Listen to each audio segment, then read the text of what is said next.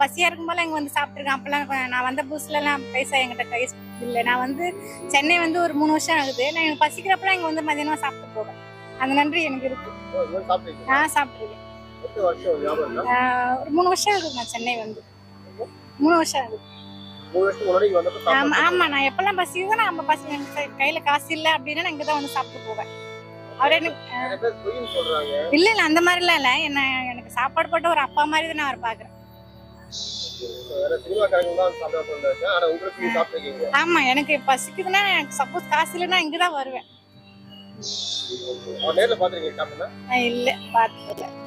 Captain ஆசைப்பட்டாங்க மக்களுக்கு நல்லது செய்யணும்னு. அது அவங்க பையன் நினைக்கிறாரு. அவரோட ஒண்ணும் பெரிய இது இல்லை. ஐயா செஞ்சது ஐயா புள்ள செய்யறதுல ஒண்ணு தப்பு இல்லை. சரி, ஓகே, தேங்க்யூ. ஆமா, பெரிய அளவுல இருக்கும்.